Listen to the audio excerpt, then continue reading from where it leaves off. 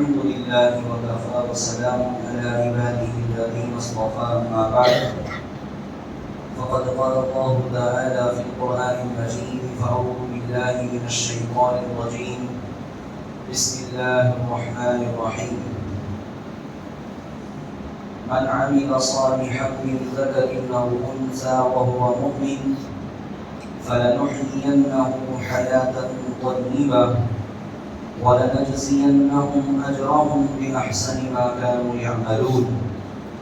وقال النبي صلى الله عليه وسلم بادروا بالأعمال سبعا أو كما قال عليه الصلاة والسلام. اللهم صل على محمد في أول كلامنا، اللهم صل على محمد في أوسط كلامنا، اللهم صل على محمد في آخر كلامنا. رب اشرح لي صدري ويسر لي أمري واحلل عقدة من لساني يفقهوا قولي. محترم بزرگوں اور عزیز ساتھیوں، اللہ رب العزت کا احسان کرم ہے کہ اللہ تعالیٰ نے ہم سب لوگوں کو جمعے کے دن جلد از جلد مسجد میں جمع ہو کر دین کی باتیں سننے اور سنانے کی توفیق عطا فرمائی ہے. اللہ رب العزت قرآن پاک کی آیت کے اندر ارشاد فرماتے ہیں من عمل صالحا من ذکر او انثى وهو مؤمن فلنحيينه حياة طيبة ولنجزينهم أجرهم بأحسن ما كانوا يعملون. تم میں سے جو بھی نیک عمل کرے، چاہے نیک عمل کرنے والے مرد ہو کہ عورت، شرط یہ ہے کہ وہ ایمان والے ہو، وہ مؤمن.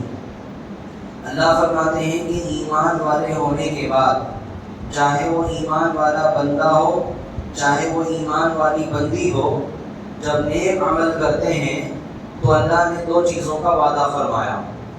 پہلی چیز کا وعدہ اللہ نے یہ فرمایا فَلَنُحْيِيَنَّهُ حَيَاةً طَيِّبَةً، کہ ہم اس کو ایک پاکیزہ زندگی عطا فرمائیں گے. مفسرین کے دو اقوال ہیں. ایک قول یہ ہے کہ یہاں پر اللہ تعالیٰ نے جو پاکیزہ زندگی عطا کرنے کی بات کی ہے اس کا تعلق دنیا سے ہے، کہ جب آدمی دنیا میں زندگی گزارے گا تو اللہ تعالیٰ اس کی زندگی کو خوشگوار بنائیں گے. وہ زندگی اس اندازے سے گزارے گا کہ نہ اس کے دل میں کوئی غم ہوگا، نہ اس کے ذہن میں کوئی فکر ہوگی. وہ آدمی جو ہے بس مست زندگی گزار کے جائے گا. اور دوسرا تعلق فرمایا کہ اس کا تعلق آخرت سے ہے، کہ اگرچہ دنیا کے اعتبار سے چاہے وہ ایمان والا نیک اعمال کرتا ہے، وہ ایمان والی بندی اللہ کو راضی کرنے والے کام کرتی ہے، اس کے باوجود دنیا ہونے کے ناطے اگر کسی کی طبیعت خراب ہو، اگر کسی پر کوئی مسئلہ آ جائے، اگر کسی کو کوئی حادثہ پیش آ جائے، اگر کوئی آدمی فقر و فاقے کی زندگی گزارے، کسی آدمی پر پریشانیاں مصیبتیں آ جائیں، تو مفسرین نے فرمایا کہ ایمان والے کے حق میں یہ چیزیں بھی نعمت کی ہوتی ہیں. اس کی تفسیر میں فرمایا نعمت اس اعتبار سے کہ ایمان والے بندے کے پاس جو اللہ نے حکم دیا ہے، جو نبی نے طریقہ بتایا ہے، اس کے اعتبار سے ایمان والے کے پاس صبر ہوگا اور ایمان والے کے پاس قناعت ہوگا. جب آدمی کو کھانے پینے کے اعتبار سے، فقر و فاقے کے اعتبار سے تنگی آتی ہے تو قناعت کی بنیاد پر اس آدمی کی زندگی آرام سے گزر جاتی. وہ بات کو دل پہ نہیں لیتا. وہ کیا سوچتا ہے کہ بھئی دنیا کی زندگی تو گزرنے والی ہے، چاہے مشکل سے ہو، چاہے خوشی سے ہو، چاہے تکلیف سے ہو، چاہے راحت سے ہو، لیکن اللہ تعالیٰ میرے لیے آخرت کے اندر اس کا اجر رکھے ہیں. یہ سوچ کر، یہ سمجھ کر اس آدمی کے دل پر جو ایمان والا ہوتا ہے کوئی غم، کوئی بوجھ نہیں ہوتا. اور فرمایا اگر طبیعت کا مسئلہ ہوتا ہے، کوئی حالات کا مسئلہ ہوتا ہے، کوئی پریشانی کا مسئلہ ہوتا ہے، تو پھر قرآن کے ذریعے سے، حدیث کے ذریعے سے ایمان والے بندے اور بندی کو جو تعلیمات ملے ہیں، اس کو جو سبق ملا ہے، وہ یہ سوچتا ہے کہ وہ اعمال ہیں کہ جس کے ذریعے سے میری اپنی آخرت بن رہی ہے. میری طبیعت کی ناسازگی ہو، میرے پر حالات ہو، پریشانیاں ہو، حدیث پاک کے اندر اللہ کے نبی علیہ السلام نے فرمایا کہ اس کے گناہوں کا کفارہ ہوتا ہے کہ آدمی پریشان ہونے کی ضرورت نہیں ہے، کہ آدمی کو اس کے ذریعے سے اللہ تعالیٰ اور اس کے گناہوں کو معاف فرماتے ہیں۔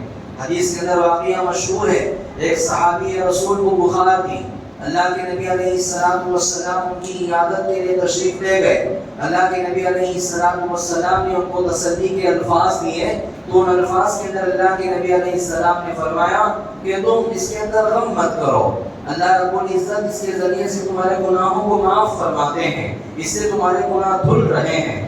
تو صحابی رسول جن کی نگاہ آخرت پر تھی، صحابہ تو ایسے ہی تھے کہ ہمیشہ ان کے سامنے آخرت کا منظر ہوتا تھا، وہ اپنی قبر کو بنانے، اپنی جنت کو بنانے کی فکر میں لگے رہتے تھے۔ اس صحابی رسول نے اللہ کے نبی علیہ السلام سے درخواست کی، کہا یا رسول اللہ، اگر اس بخار کی بنیاد پر میرے گناہ معاف ہوتے ہیں، میرے گناہ دھل رہے ہیں، تو آپ اللہ کے دربار میں دعا فرما دیجئے کہ یہ بخار مجھے ہمیشہ رہے۔ وہ جانتے تھے کہ اللہ کے نبی مستجاب الدعوات ہیں، نبی جو دعا کرتے ہیں اللہ تعالیٰ اس کو قبول کر لیتے ہیں، تو اس کی ان کی درخواست پر اللہ کے نبی علیہ السلام نے اللہ سے دعا فرمائی۔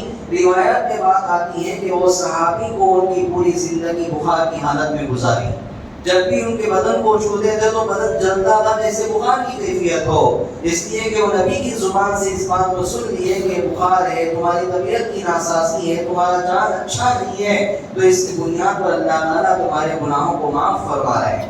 تو مفسرین نے ہی فرمایا فَلَنُحْيِيَنَّهُ حَيَاةً طَيِّبَةً، اگر آخرت سے اس کا تعلق کو جوڑ لے تو نیک اعمال کی بنیاد پر ہمیشہ خوشیاں ملے گی۔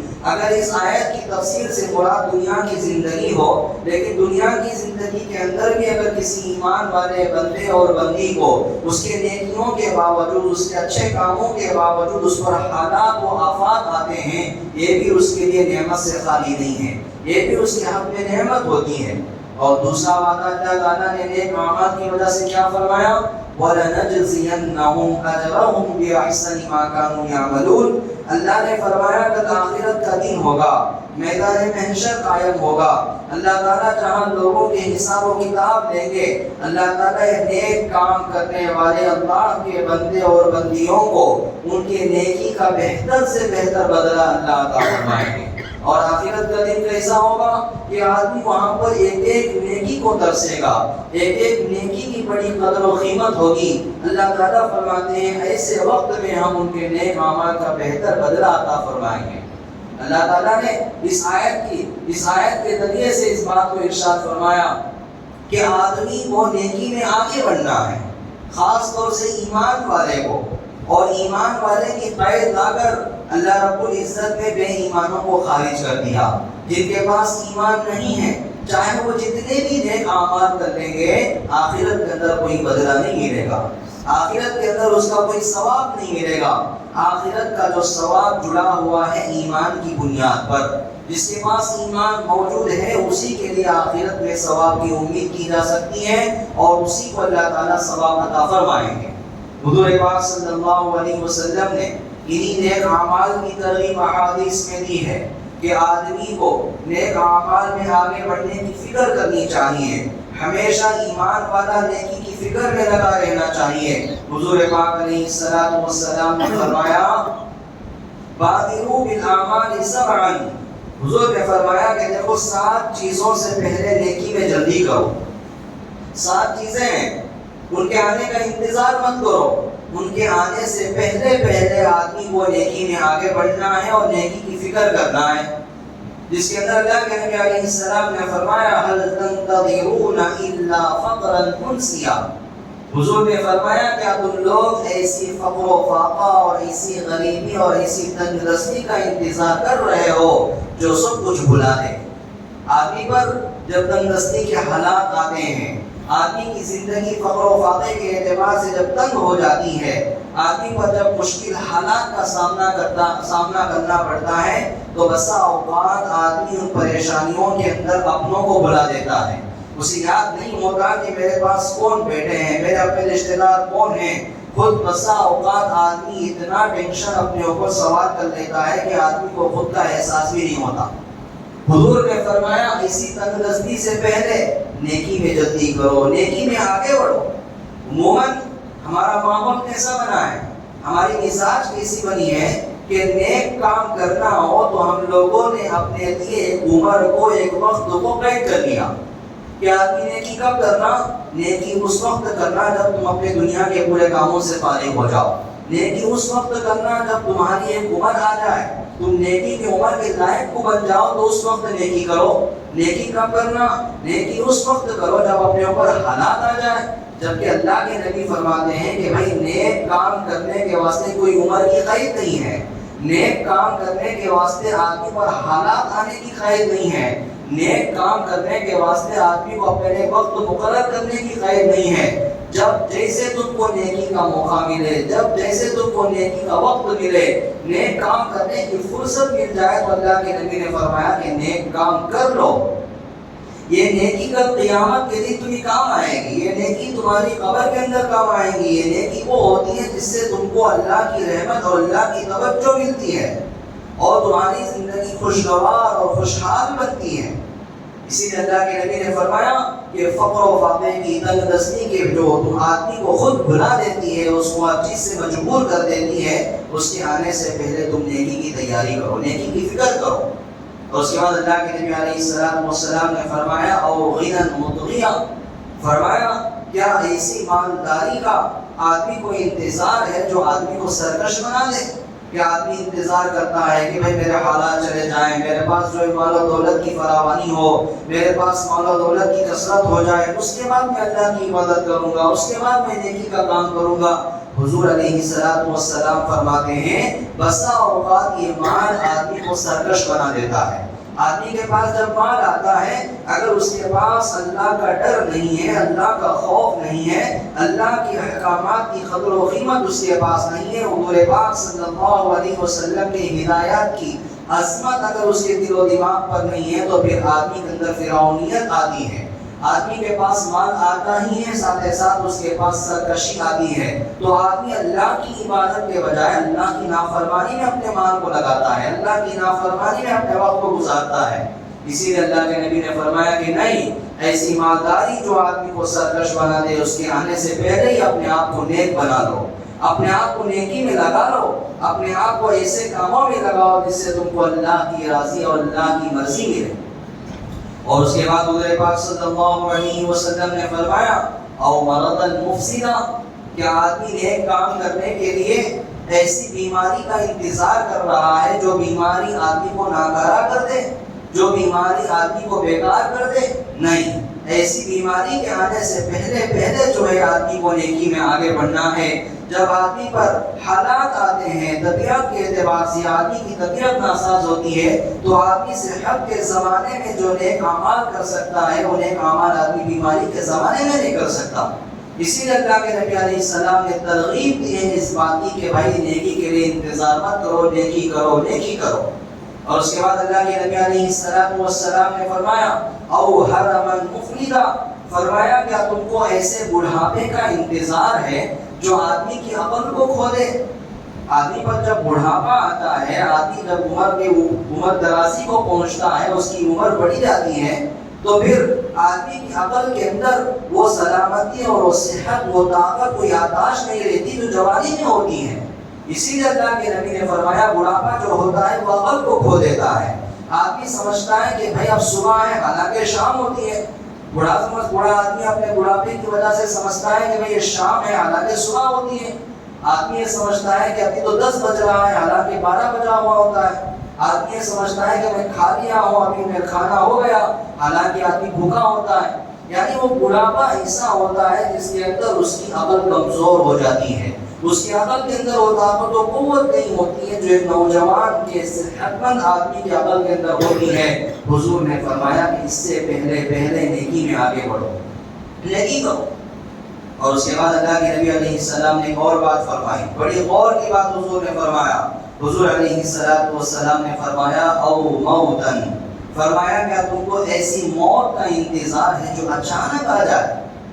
موت آتی ہے آدمی کے پاس تو موت کسی کے دروازے پہ دستخط دے کے نہیں آتی، کسی کے دروازے پہ کھڑے ہو کے آدمی کو بیل بجا کے نہیں آتی۔ موت تو بس اچانک آ جاتی ہے، اللہ کا حکم ہوا موت آ گئی۔ اللہ نے فرمایا لا یستأخرون ساعۃ ولا یستقدمون، جب موت کا حکم ہوتا ہے اللہ رب العزت حضرت اسرائیل علیہ السلام کو حکم دے دیتے ہیں کسی کی جان نکالنے کا، تو اللہ نے فرمایا کہ بھائی نہ ایک لحظہ آگے ہوگا نہ ایک لحظہ پیچھے ہوگا۔ جس وقت پر، جس مقام پر، جس جگہ پر، جس کیفیت کے ساتھ، جس اندازے میں موت نکالنے کا حکم اللہ تعالیٰ کی طرف سے حضرت اسرائیل علیہ السلام کو ہو جاتا ہے، اس آدمی کی موت اسی حالت میں ہو جاتی ہے۔ اللہ کے نبی وہی فرمائے، اللہ کے نبی موت کے ساتھ یہ قید کو لگائے کہ جو اچانک آنے والی ہے، اچانک وہی چیز آتی ہے جس کا آدمی کو علم نہیں ہوتا۔ اسی لیے اللہ کے نبی علیہ السلام نے احادیث کے اندر اور قرآن کے اندر اللہ رب العزت نے فرمایا کہ 5 چیزوں کا علم صرف اللہ کو ہے۔ اس کے اندر اللہ نے یہ فرمایا کہ آدمی کی موت کب اور کہاں کس جگہ پر آئے گی، اس کا علم صرف اللہ کو ہے، اللہ کے علاوہ کسی کو نہیں ہے۔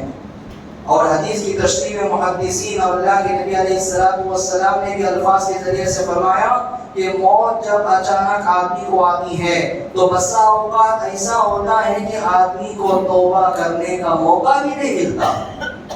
اچانک آ گئی موت، آدمی کے سینے پر اور آدمی کے کندھوں پر، آدمی کے پیٹھ پر گناہوں کا بوجھ پڑا ہوا ہے، اس بوجھ سے آدمی جھکا ہوا ہے۔ وہ آدمی توبہ کر لیتا، اللہ سے معافی مانگ لیتا، اللہ کو منوا لیتا تو اس کا بوجھ ہلکا ہو سکتا تھا، اس کے گناہ معاف ہو سکتے تھے۔ لیکن موت کے اچانک آ جانے کی وجہ سے اس آدمی کو توبے کا موقع بھی نہیں ملتا۔ اسی لیے اللہ کے نبی نے فرمایا کہ بھائی ایسی موت جو اچانک آتی ہے اس سے پہلے نہیں کرو۔ ہم لوگوں نے کتنے واقعات سنے ہوں گے، ہمارے اپنے آنکھوں سے کتنے لوگوں کو دیکھے ہوں گے، ہمارے بیچ میں تھا، اچھا بچہ تھا، چل رہا تھا، اچانک ہارٹ اٹیک آ گیا، آدمی وہی ٹھنڈا ہو گیا۔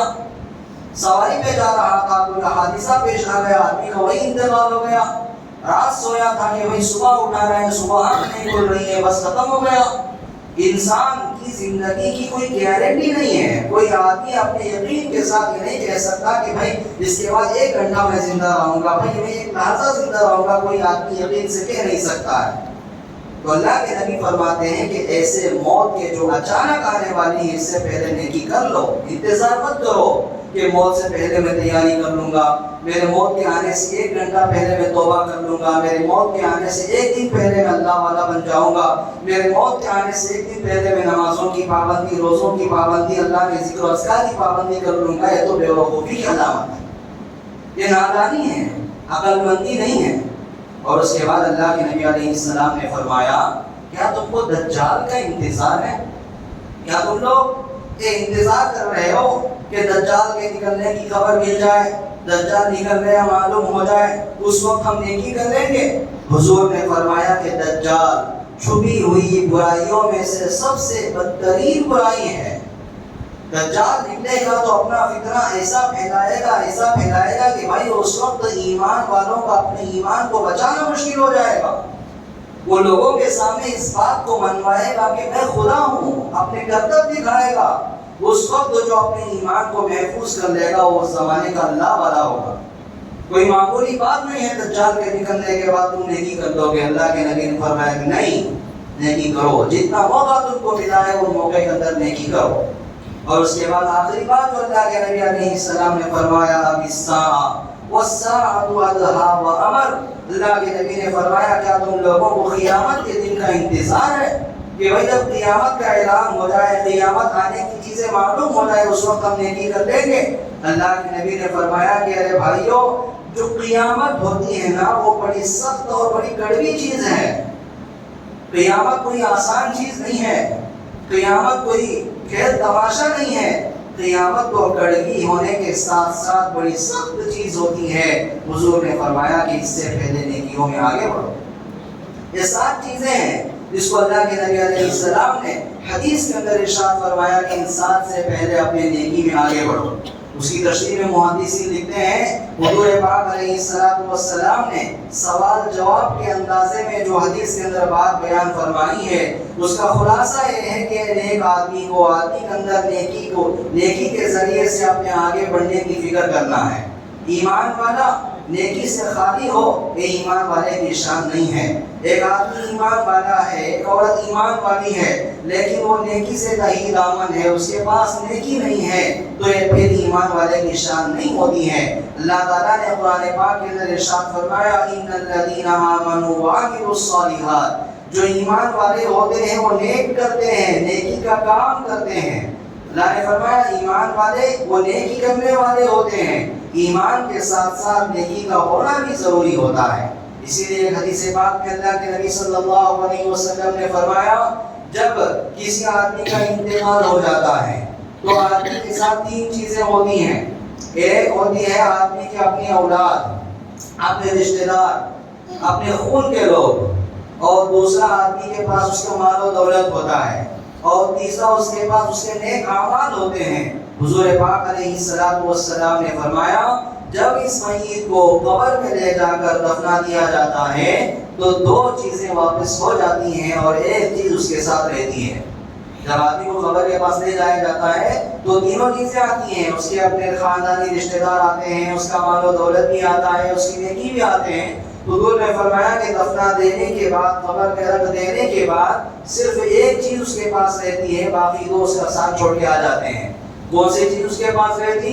حضور نے فرمایا کہ اس کے نیک اعمال اس آدمی کے ساتھ اپنے قبر میں رہیں گے، اور جو محنت کر کے، مزدوری کر کے، خون پسینہ ایک کر کے، اپنی صلاحیت کو لگا کر جو مال و دولت آدمی نے کمایا ہے وہ مال و دولت بھی واپس چلا جائے گا، اور جو اس کے اولاد تھے، اس کے بیوی بچے تھے، اس کے بھائی بہن تھے، اس کے ماں باپ تھے، اس کے رشتہ دار تھے، سب لوگ بھی اس کو سلام کریں گے اور واپس ہو جائیں گے، بھائی اب نہیں رہتے۔ دنیا کی تاریخ میں آج تک کوئی ایسا باپ یا ایسی ماں یا ایسی بیوی یا ایسا شوہر یا ایسا بیٹا یا ایسی بیٹی یا ایسا بہن یا ایسی بھائی نہیں ملا ہے جو کسی آدمی کے ساتھ اس کے قبر میں یہ کہہ کر سو جائے کہ میرا اپنا ہے، اس کو چھوڑ کر میں نہیں رہ سکتا، اس کو چھوڑ کر میں نہیں رہ سکتی، اس کو میرے ساتھ جو ہے اس کے ساتھ مجھ کو بھی دفن کر دو۔ آج تک پوری دنیا کی تاریخ میں نہیں ہے، بلکہ جو الفاظ میت کے پاس سننے کو ملتے ہیں وہ یہ ہے کہ اس کو جتنا ہو سکے اتنا جلد یہاں سے اٹھا دیا جائے، جتنا جلد ہو سکے اس کو اس کے مقام پہ پہنچا دیا جائے، جتنی اس کی زندگی تھی یہاں پر اس نے جی لیا، اب اس کا اور ہمارا رشتہ ختم ہو گیا، چلو جتنا جلدی ہو اس کو نہلائیں گے، دھلائیں گے، کفنائیں گے اور دفنائیں گے۔ اس دنیا کا معاملہ ہے، یہ دنیا ایسی چلتی ہے۔ اسی لیے اللہ کے نبی علیہ السلام نے اس حدیث میں فرمایا کہ نیکی کرو۔ وہ نیکی وہ ہوتی ہے جو تمہارے اپنی زندگی میں کام آئے گی، تمہارے اپنے موت کے بعد کام آئے گی، تمہارے اپنے قبر میں کام آئے گی، اور قبر سے جب دوبارہ قیامت کے دن سب کو جمع کیا جائے گا تمہارے وہ نیک اعمال ہوں گے جو تم کو جنت تک پہنچا کر رہیں گے۔ اور ایک حدیث میں اللہ کے نبی صلی اللہ علیہ وسلم نے نیکی کی ترغیب دیتے ہوئے اور نیکی کی اہمیت کو بتاتے ہوئے ارشاد فرمایا کہ ایک آدمی اپنے پیدائش کے دن سے لے کر اپنے موت تک، چاہے اس کی زندگی جتنی بھی ہوئی ہو، چاہے 60 سال، 70 سال، 80 سال، 100 سال، جتنا بھی ہو جیے، پیدائش کے دن سے لے کر اپنے موت کے دن تک اللہ کو راضی کرنے کے لیے، اللہ کے نبی نے کئی بتائی ہیں کہ اللہ کو راضی کرنے کے لیے سجدے میں پڑا رہا۔ کتنا نے کیا اس نے؟ جب سے پیدا ہوا ایک منٹ بھی بیکار نہیں کیا، ایک لحظہ بھی اس کا بیکار نہیں ہوا، اللہ کو راضی کرنے کے لیے سجدے میں پڑا ہے، اسی حالت میں اس کی موت بھی آ گئی۔ حضور نے فرمایا کل قیامت کے دن وہ آدمی اپنی اس نیکی کو کم سمجھے گا۔ وہ کیا سمجھے گا؟ میں کیا کچھ نہیں کیا، میرے کچھ نیک اعمال ہی نہیں ہے، میں جتنا کیا ہوں بہت کم کیا ہوں۔ اس کی کوئی حیثیت نہیں ہے نا۔ اللہ کی جنت کے سامنے، اللہ کی رضامندی کے سامنے، اللہ نے جو جنت بنائی ہے اس کے اپنے جو درجات ہیں، اس کے جو اپنے مقامات ہیں، اس کے سامنے اس نیکی کی کوئی حیثیت نہیں ہے۔ حضور علیہ السلام نے نیکی کی ترغیب دی، نیک کرو، جتنا ہو سکے نیکی کرو، جتنا ہو سکے نیک اعمال کے اپنے آپ کو پابند بناؤ۔ یہ نیکی کی ترغیب، یہ نیکی کی فضیلت حضور پاک صلی اللہ علیہ وسلم نے احادیث میں ارشاد فرمائی۔ کیوں یہ بات ہے؟ اب تک ہم لوگوں کے سامنے قرآن کے ذریعے سے، حدیث کے ذریعے سے نیکی کی فضیلت، نیک کام کرنے کے تعلق سے حضور کے ارشادات، نیک کام کرنے کے تعلق سے اللہ کی آیت کو جو ارشاد، اللہ نے جو باتیں بیان فرمائی اس کا تذکرہ کیوں کیا گیا؟ اللہ رب العزت بندوں پر بڑے مہربان ہیں۔ اللہ تعالیٰ بندوں کے ساتھ ہمیشہ احسانات کا معاملہ فرماتے ہیں۔ اللہ کے احسانات بندوں پر بے انتہا ہیں۔ اللہ قرآن پاک میں ارشاد فرماتے ہیں ان عدۃ الشہور عند اللہ 12 شہرا فی کتاب اللہ یوم خلق السماوات والارض منها اربعۃ حرم۔ جب سے اللہ تعالیٰ نے زمین و آسمان کو پیدا فرمایا، اللہ رب العزت کے سامنے 12 مہینوں کی گنتی ہے۔ اللہ تعالیٰ نے پورے سال کے 12 مہینے بنائے اور ان 12 مہینوں کے اندر اللہ تعالیٰ نے 4 مہینوں کو عظمت والے مہینے بنائے۔ 4 مہینے عظمت والے ہیں، اور 4 مہینے عظمت والے کیا ہیں اللہ نے قرآن میں نہیں بیان فرمایا۔ حدیث پاک کے اندر حضور پاک علیہ السلام نے فرمایا کہ وہ عظمت والے حرمت والے مہینے کیا ہیں؟ حضور نے فرمایا کہ 3 مہینے تو وہ ہوتے ہیں جو پیچھے پیچھے آتے ہیں، ایک ساتھ ہیں۔ فرمایا کہ ذی قعدہ ہے، ذی الحجہ ہے اور محرم ہے۔ یہ 3 مہینے ایک ساتھ ساتھ آتے ہیں، 11واں مہینہ، 12واں مہینہ اور 1واں مہینہ، اسلامی تاریخ کے اعتبار سے، اسلامی مہینوں کے اعتبار سے۔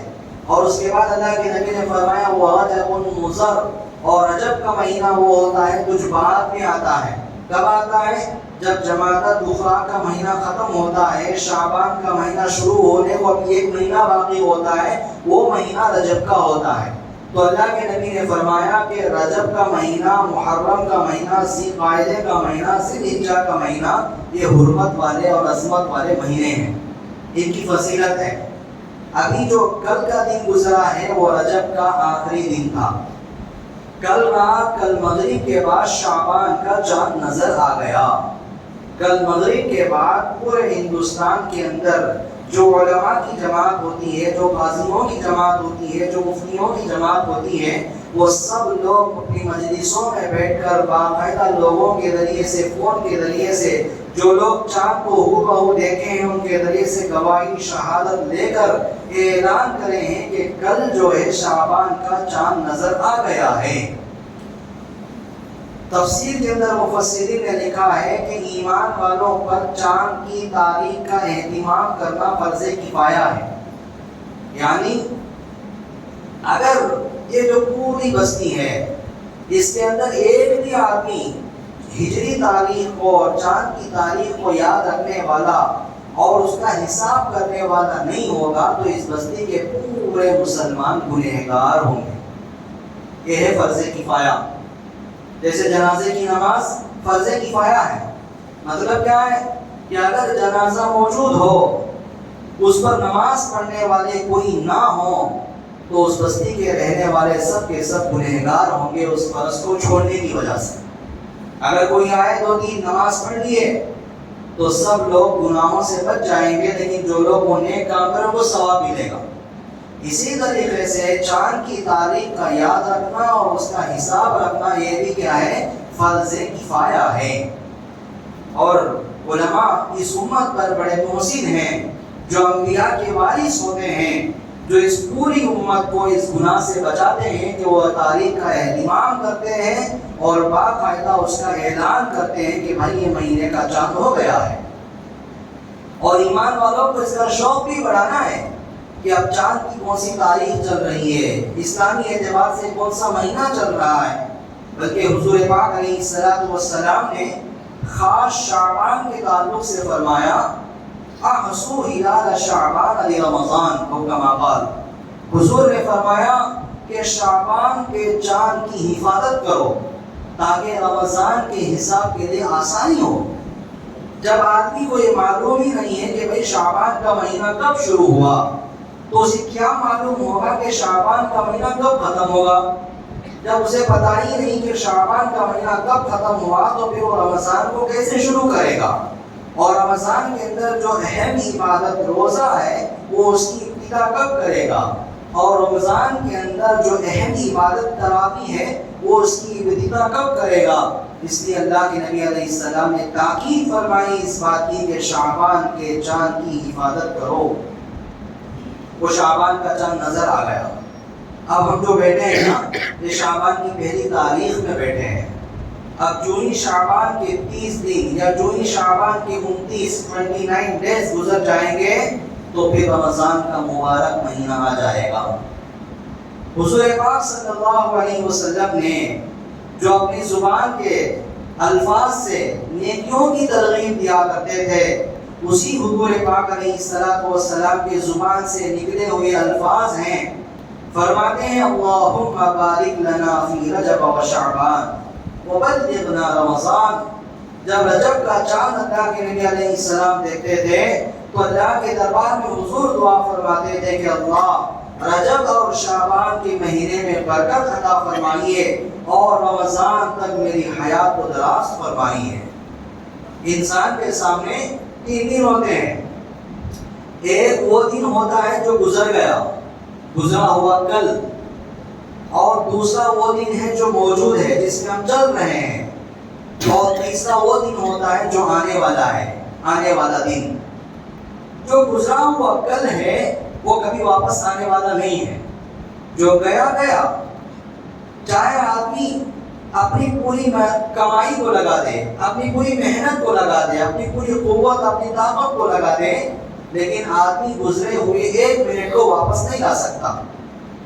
علماء نے کتابوں میں لکھا ہے کہ جو گزرا ہوا دن ہے اس کے اندر آدمی سے دو اعمال ہوئیں گے، ایک آدمی نیکی کیا ہوگا یا آدمی برائی کیا ہوگا۔ نیکی کیا ہے اس کا وہ پورا دن جو کل گزرا ہے نیکی سے بھرا ہوا ہے، اللہ کی مرضیات کے مطابق زندگی گزارنے سے بھرا ہوا ہے، تو اللہ کا شکر ادا کرے کہ اس کا وہ دن کامیاب ہے۔ اب اگر گزرا ہوا جو دن ہے دوسرا عمل یعنی گناہوں سے بھرا ہوا ہے، اللہ کی عبادت سے خالی ہے، نیکی سے خالی ہے، اللہ کے مرضیات کے خلاف کام کر کے وہ پورا دن بھرا ہوا ہے، تو اب اس کے لیے کیا راستہ ہے؟ فرمایا کہ اس کے لیے ایک ہی راستہ ہے کہ وہ اللہ سے توبہ کرے، اللہ سے معافی مانگے۔ اے اللہ میرا جو کل کا دن تھا وہ میری زندگی کا بیکار گزرا، اے اللہ اس کے ذریعے سے میں نے اپنی آخرت کو برباد کیا، اے اللہ اس کے ذریعے سے میں نے اپنی قبر کو برباد کیا، اے اللہ غفور الرحیم ہے، ستار العیوب ہے، اے اللہ مجھے معاف فرما دیجیے۔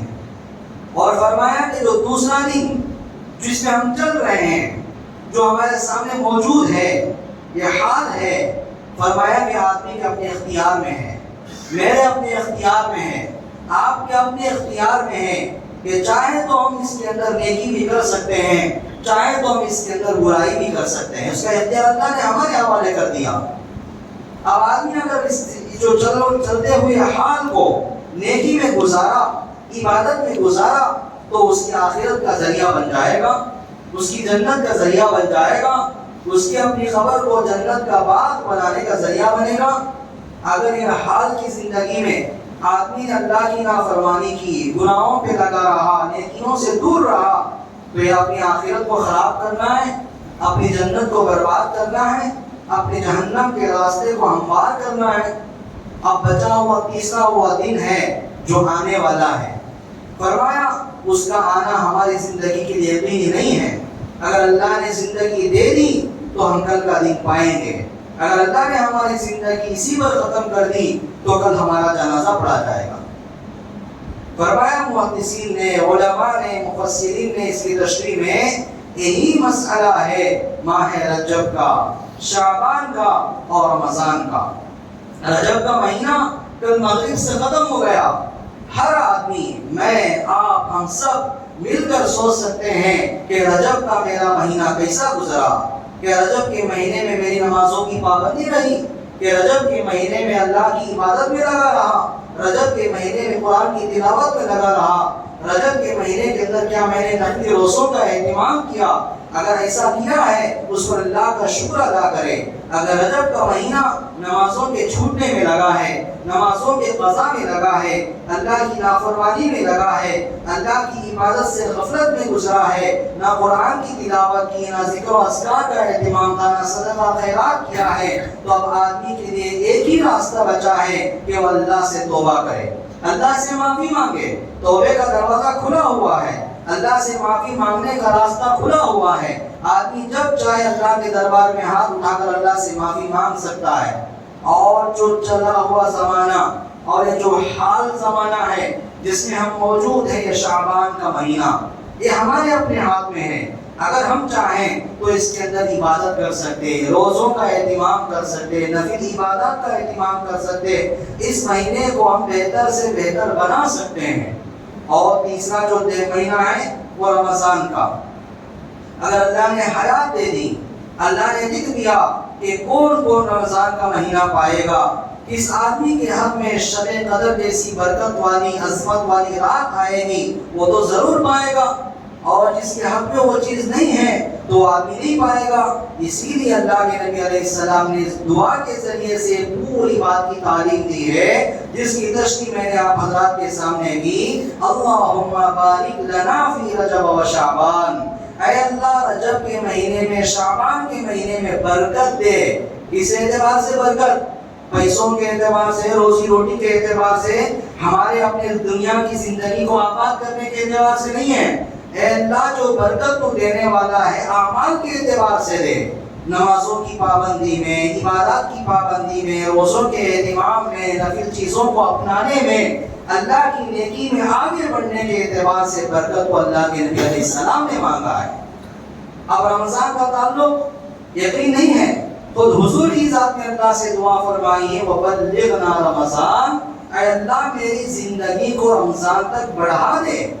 مجھے معلوم نہیں کہ میں رمضان پاؤں گا کہ نہیں پاؤں گا، لیکن میں تجھ سے درخواست کرتا ہوں، میں تجھ سے زندگی کی بھیک مانگتا ہوں کہ رمضان کا جو مہینہ ہوتا ہے وہ بڑی عظمتوں، برکتوں، رحمتوں والا مہینہ ہے، اے اللہ اس مہینے تک میری زندگی کو بڑھا دے۔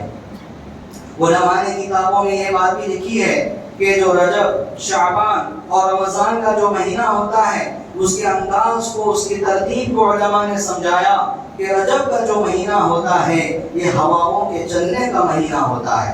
اس کے اندر اللہ رب العزت کی رحمت کی ہوائیں چلتی ہیں، اور فرمایا شعبان کا جو مہینہ ہوتا ہے وہ بادلوں کے آنے کا مہینہ ہوتا ہے، اس کے اندر رحمت کے بادل گھیر لیتے ہیں، آ جاتے ہیں، اور فرمایا کہ رمضان کا جو مہینہ ہوتا ہے وہ اللہ کی رحمت کی بارش کا مہینہ ہوتا ہے۔ اور ایک اندازے سے علماء نے سمجھایا کہ یوں سمجھو کہ رجب کا جو مہینہ ہوتا ہے وہ ہماری اپنی زمین کے اندر بیج بونے کا مہینہ ہوتا ہے۔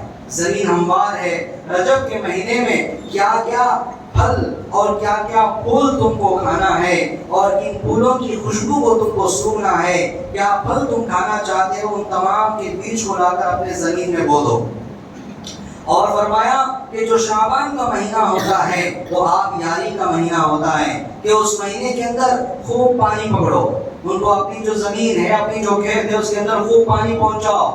اور فرمایا رمضان کا جو مہینہ ہوتا ہے وہ اپنے ان پھل اور پھول کو حاصل کرنے کا مہینہ ہوتا ہے، کہ رجب، شعبان کے ذریعے سے آدمی جو ہے رمضان کی تیاری کرے۔ سرکار دو عالم صلی اللہ علیہ وسلم کے تعلق سے حضرت اسامہ رضی اللہ تعالیٰ عنہ فرماتے ہیں کہ اللہ کے نبی علیہ السلام شعبان میں روزوں کا بڑا اہتمام کرتے تھے۔ فرماتے ہیں میں نے اللہ کے نبی علیہ السلام سے پوچھا، یا رسول اللہ آپ ہفتے کے 2 روز ہمیشہ روزہ رکھتے ہیں، ہفتے کے 7 دن ہوتے تو 7 دن میں 2 روز اللہ کے نبی ہمیشہ روزہ رکھا کرتے تھے۔ حضرت اسامہ نے اللہ کے نبی سے پوچھا کہ آپ ہمیشہ ان 2 روزوں کی بڑی پابندی کرتے نا؟ اللہ کے نبی پوچھے کہ بھائی کون سے دن ہیں؟ حضرت اسامہ خود آگے بڑھ کے بولے پیر اور جمعرات۔ اللہ کے نبی علیہ السلام نے فرمایا ہاں یہ پیر اور جمعرات کے روزوں کی میں پابندی کرتا ہوں، اس لیے کرتا ہوں کہ پیر اور جمعرات بندوں کے اعمال اللہ کے دربار میں پیش ہوتے ہیں۔ میں یہ پسند کرتا ہوں کہ جس وقت میرے اعمال اللہ کے دربار میں پیش ہو تو میں روزے کی حالت میں ہوں، میں روزدار رہوں، اس لیے پیر اور جمعرات کے روزے کا اہتمام کرتا ہوں۔ حضرت اسامہ نے پوچھے یا رسول اللہ دوسرے مہینوں کے مقابل میں آپ شعبان کے اندر بڑا زیادہ روزے رکھتے، بہت زیادہ اہتمام کرتے آپ روزوں کا۔ تو اللہ کے نبی علیہ السلام نے جواب دیا کہ شعبان کا مہینہ وہ ہوتا ہے کہ اس مہینے کے اندر بندوں کے اعمال، بندوں کی زندگی کی کیفیت اللہ کے دربار میں پیش ہوتی ہے۔ اللہ کے نبی علیہ السلام نے ارشاد فرمایا فأحب أن يرفع عملي وأنا صائم. اللہ کے نبی کے الفاظ ہیں، میں پسند کرتا ہوں، مجھے چاہت ہے کہ جس وقت میرے اعمال کو اللہ کے دربار میں پیش کیا جائے اس وقت میں روزدار رہوں.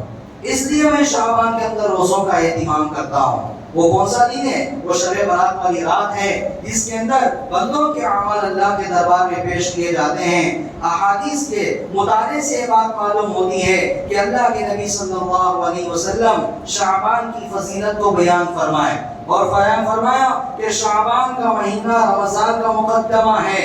اور اللہ کے نبی علیہ السلام نے شعبان کی تعریف میں، شعبان کی فضیلت میں یہ بات ارشاد فرمائی، شعبان شہری، شعبان میرا اپنا مہینہ ہے. شعبان کی نسبت اللہ کے نبی نے اپنے ذات کی طرف کی ہے، یہ اس کی فضیلت کے لیے کافی ہے. وہ شعبان کا مہینہ ہمارے سامنے موجود ہے، یہ شعبان کی پہلی تاریخ ہے. تو ہم کیا کریں؟ شعبان کے مہینے میں ہر آدمی اپنی طاقت کے مطابق، اپنی طاقت کے موافق نفل روزوں کا اہتمام کرے، عبادتوں کا اہتمام کرے، نمازوں کا اہتمام کرے، نفل روزوں کا اہتمام کرے، نفل نمازوں کا بھی اہتمام کرے. میں آپ کو ایک بات بتاؤں، یہ بہت فائدے کی بات ہے بلکہ تجربے کی بات ہے. محدثین نے لکھا ہے باقاعدہ کہ شعبان کے مہینے کے اندر اللہ کے نبی کا عبادت میں زیادتی کرنا، اللہ کے نبی کا روزوں میں اہتمام کرنا، اللہ کے نبی کا نفل عبادت میں اہتمام کرنا وجہ اس لیے تھا تاکہ رمضان کے اندر بوجھ نہ پڑے، تاکہ رمضان کے اندر آدمی کو تکلیف نہ ہو. آدمی ایک ماحول سے بڑا متاثر ہوتا ہے. ہم 11 مہینے اس اندازے سے گزارے کہ ہم صبح شام کھاتے رہے، پیتے رہے. جب ہم کو پیاس کا تقاضا تھا تو پانی پی لیا، بھوک کا تقاضا تھا کھانا کھا لیا.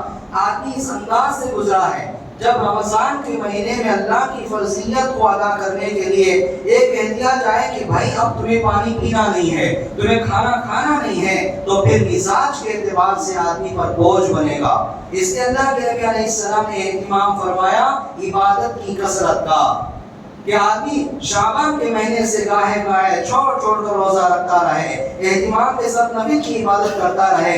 جب رمضان کا مہینہ آئے گا تو کوئی بوجھ محسوس نہیں ہوگا، اس لیے کہ آدمی اس عادت کو اپنے اوپر لا لیا ہے، اس عادت کا وہ آدمی عادی بن گیا ہے، اس پر کوئی بوجھ نہیں ہوتا.